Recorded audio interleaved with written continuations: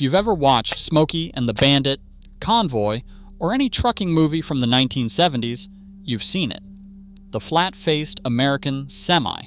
No hood, just a vertical wall of windshield, and a driver perched on top of the engine like he was sitting on a couch bolted to a diesel. That was the American truck for 30 years. The icon. The silhouette every kid drew when asked to draw an 18-wheeler. And then, sometime between 1982 and 2006, every major American manufacturer quietly stopped making them. Peterbilt killed the 362. Kenworth walked away from the K100. Freightliner ended Argosy sales in the United States. International dropped the 9800. Within 20 years, a truck design that ruled American highways from coast to coast became functionally extinct on the continent that built it. Why? The answer you have probably heard is that cabovers were uncomfortable, loud, dangerous in a crash. That is not wrong, but it is not even close to the real story. The real reason fits on a single line of a federal bill signed in January 1983, and the consequences of that one line are sitting in your kitchen, your closet, and on your doorstep right now. Every Amazon package you have ever opened, every piece of furniture in your living room. The reason online shopping is priced the way it is, all downstream of a decision most Americans have never heard of, involving a truck most of them have never driven. The answer has 4 layers. Almost everyone only ever hears the first one, but let's start with what everyone gets wrong. Cabovers were brutal. Ask anyone who drove one for a living, and they will tell you the same thing. The engine sat directly underneath the driver's seat, and a 13-liter diesel does not whisper. It sang at you for 11 hours straight, vibrating up through the floor, heating the cab in summer, and doing nothing for it in winter. The sleeper berth behind the seat was a coffin-sized rectangle. Getting into the cab meant climbing a near-vertical ladder, 3 steps up, grabbing 2 handrails, and swinging in like you were boarding a ship. Getting out was worse. Drivers called them backbusters, knee killers. Some veterans, decades later, still describe the sensation of sliding off the seat and dropping to the pavement as the moment they decided they would never drive another one. But here's what's strange. Drivers knew all of this. Fleet managers knew it. Every mechanic at every truck stop from Tacoma to Tallahassee knew the cabover was miserable to drive and slow to service, and none of it mattered. For 30 years, every major American fleet ran them anyway. And there's a reason none of it mattered. Comfort wasn't the only thing drivers were sacrificing.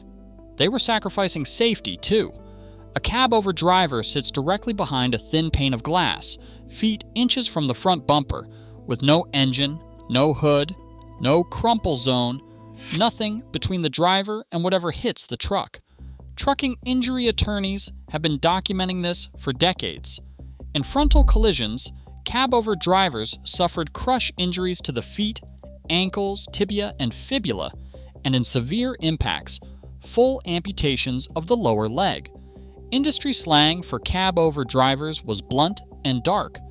They were the ones first on the scene of an accident, and it still didn't change the math. Then add fuel economy. By the mid-1980s, the aerodynamic case against the cabover was airtight. A flat-faced truck pushes a wall of air at 65 miles per hour, while a sloped hood conventional slices through it. When Kenworth released the T600 in 1985, with its set-back front axle and angled hood, it proved a conventional could outperform even the most optimized cabover on miles per gallon. Peterbilt's own aerodynamic cabover, the 372, managed a respectable 11 miles per gallon in testing. Respectable by cabover standards. Mediocre next to the conventionals that would replace it. Fleets could see the spreadsheet. Drivers wanted out. Safety data was clear. And still, for a decade after that, cabovers kept getting built, which is the part that should make you stop and ask the right question. If comfort, safety, and fuel were all pushing against the cabover, and every manufacturer could see the writing on the wall by the early 1970s, Why did American manufacturers wait until 1982 to start dismantling the entire category? Why that specific year? What actually happened? But the real reason the cabover died isn't comfort, and it isn't safety, and it isn't fuel. It's something much more specific, and it happened on a single day. The reason American fleets tolerated every cabover flaw for 3 decades wasn't stubbornness. It wasn't bad management. It was geometry. The cabover wasn't a choice. It was a workaround. Because before 1982, federal law didn't regulate overall truck length. States did. And what states regulated, almost universally, was the total bumper-to-bumper length of tractor and trailer combined. Most states settled on 65 feet. 65 feet from the front of the bumper to the back of the trailer doors. That number held from 1956 all the way through the mid-1970s. It was the iron ceiling of American trucking. Inside that 65-foot ceiling, every inch of tractor was an inch stolen from the trailer. Every inch stolen from the trailer was cargo lost. Cargo lost was revenue lost. A conventional long-nosed tractor ate up about 20 feet of that window just to give the driver a hood to sit behind. A cabover tractor with no hood at all could do the same job in as little as 10 feet. That extra 10 feet of trailer meant more pallets, more weight, more paying freight per trip. Across a fleet of 1,000 trucks, it meant millions of dollars of additional revenue every year. The cabover wasn't ugly engineering, it was financial engineering. Drivers were uncomfortable because the spreadsheet said they had to be. And this is why the cheap online shipping you take for granted, the reason a 20-pound package lands on your doorstep for $5, traces back to the geometry of that 65-foot window. But we'll get to that. Here's the moment it ended. On January 6, 1983, President Reagan signed the Surface Transportation Assistance Act of 1982 into law. Most of the bill was about highway funding and a nickel a gallon federal gas tax increase. But buried inside the legislation was a provision almost no ordinary American ever heard about. The bill established the National Network of Highways, essentially every interstate in the country, and declared that on those highways, states could no longer impose overall length limits under 65 feet on traditional tractor-trailer configurations. Even more importantly, the new federal standard regulated trailer length on the national network, not combined tractor plus trailer length. In one paragraph of federal code, the 65-foot cage disappeared. Fleet operators could now run the emerging 53-foot trailer behind a much longer, much more comfortable, much more aerodynamic conventional tractor and lose absolutely nothing in cargo volume. The cabover's only structural advantage, the one feature that justified every drawback, became irrelevant overnight. 30 years of suppressed driver complaints, 30 years of suppressed safety concerns, 30 years of suppressed fuel economy math, all of it had been held in place by that single 65-foot rule. The rule vanished.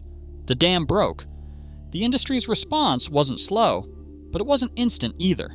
Manufacturers had billions of dollars in tooling, dealer networks, and parts inventories committed to their existing cabover lines. But the phase out started almost immediately. Peterbilt stopped the 372 in 1994 and the iconic 362 in 2005. Kenworth quietly ended North American K100E production in 2002. Freightliner's Argosy, the final Class 8 cabover, introduced in North America, debuting in 1999, stopped U.S. sales after 2006. International's 9800 and Ford's COE lines went the same way. So in roughly 20 years, a truck design that had defined American trucking for 3 decades was gone. But here's where the story gets strange. To really understand why one line of legislation could kill an entire category of truck that fast, you have to understand what cabovers were originally replacing. And the backstory is genuinely absurd. The law did not kill the cabover by accident. The law killed the cabover because the cabover had never existed for any reason other than law. Its entire commercial logic was regulatory arbitrage, a design built from the ground up to exploit one specific loophole in one specific length limit. Pull the loophole, and there is nothing left holding it up. So how did the length limits get there in the first place? And what did American truckers do before cabovers even existed? Start with 1956.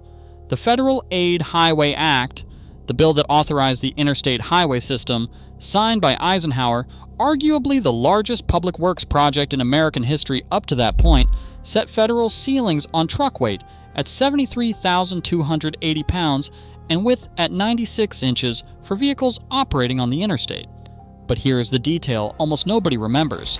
The 1956 Act deliberately did not regulate truck length.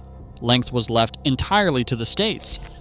And states in the 1950s and 1960s were deeply nervous about letting enormous rigs tear up their two-lane rural highways. Most settled on 65 feet as their overall length cap. That state-level patchwork is what created the cabover as a business necessity.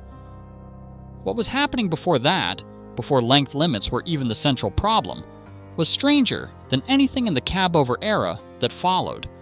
There is a Kenworth document from 1954, 1 year before the cab beside engine prototype hit the press, describing a truck design where the cab was cut literally in half and mounted beside the engine instead of over it. The cab beside engine was a real, commercially pitched Kenworth concept. A driver's seat, a passenger seat, and even a sleeper option, all crammed into what was essentially half a cab welded alongside a diesel engine.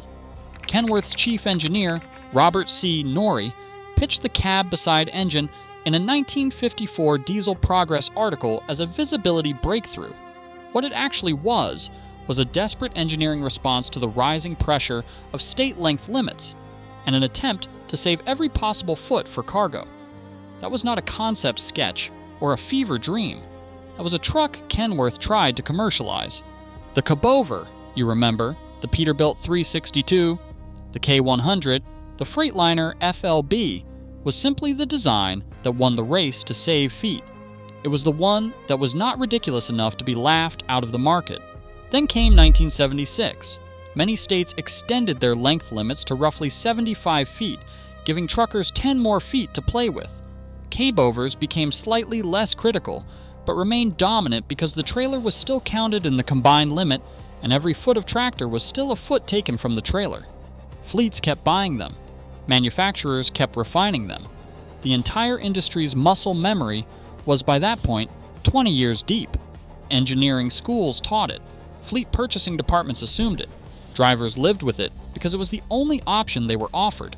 Therefore, when that single line of federal law in 1982 finally severed tractor length from trailer length on the interstate system, it did not just change a regulation. It nullified 30 years of industrial design logic in one motion. Every competitive advantage the cabover had carried since 1956, the whole economic reason millions of drivers endured noise, back pain, and leg crush risk was a direct artifact of that 65-foot rule. Kill the rule, and the cabover was always going to die. And the consequences of that kill are sitting in your house right now. The death of the cabover wasn't just a truck story. It was a downstream symptom of something much bigger, a federal decision to optimize American trucking around cargo volume instead of vehicle footprint. That choice reshaped how freight moves across the country, and the economics of your daily life are built on top of it. Almost everything you own got here because of it. The 53-foot trailer became the backbone of American freight after 1982. A long-nosed conventional tractor pulling a 53-foot box trailer moves roughly 26 standard pallets per trip, significantly more cargo per driver per tank of diesel than the 65-foot capped cabover configurations ever could. The modern trucking industry was rebuilt around that trailer length, and the aerodynamic long-nosed tractor optimized to pull it. Here's how it lands in your daily life. Amazon Prime's promise of 2-day shipping for almost nothing depends on freight cost per package being pushed as low as possible. Freight cost per package is a direct function of cargo cubic feet per mile, and cargo cubic feet per mile is a function of trailer length multiplied by load density. The post-1982 geometry is what makes prime economics work. A grocery store stocking winter strawberries from Mexico, flu vaccines from New Jersey, and California avocados within the same refrigerated ecosystem. Same geometry, same math. That flat-pack IKEA dresser you assembled last weekend got to your local store on a 53-foot trailer designed to exist inside a post-cab-over regulatory world. The direct-to-consumer mattress in a box, the online furniture delivery, the Costco pallets, the Walmart distribution network, all priced against a logistics system that assumed the American tractor-trailer was free to grow the cab as long as the cargo needed it to.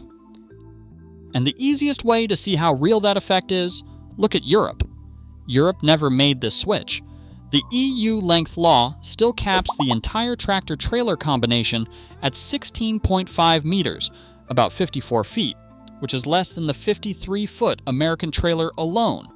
That is why Europe still runs cabovers. Scania, Volvo, MAN, Mercedes, all of them still build flat-faced tractors because European law still forces them to. And that is why European freight economics run meaningfully higher per mile per pallet than American ones. Same physics, same engines, different laws, completely different road. Every time you click Buy Now on something that ships free, you are benefiting from a freight infrastructure that a 1983 federal law quietly unlocked. So here's where you actually land. The flat-faced American truck you remember from the highway movies did not die because drivers hated it. It did not die because it was dangerous. It did not die because it burned too much fuel. It died because, on one morning in January 1983, the federal government stopped counting the tractor in the length equation, and the entire 30-year industrial justification for the cabover's existence evaporated inside a single line of legislation. Everything the driver, the mechanic, the safety engineer, and the fuel economy spreadsheet had been quietly complaining about since 1956 suddenly had no opposing force. The dam did not crack. The dam was written out of the law. So the next time you see a Peterbilt 362, or a Kenworth K100, or a Freightliner Argosy at a classic truck show, that flat face, that square cab, that silhouette every trucking movie from the 1970s made into an American symbol, you are not looking at a design that went out of style. You are looking at a design that lost its legal reason to exist. A design that only ever existed to solve one problem, held in place by one rule, and erased the moment that rule was removed. You are not just looking at a retired truck. You are looking at the last artifact of a 65-foot rule that shaped 3 decades of American commerce, and the first sentence of the system that shapes yours. And if you think one line of federal law reshaping an entire category of vehicle is strange, wait until we get into why every American trailer in that system is exactly 53 feet long, not 50, not 60, and the very specific engineering reason that one number exists.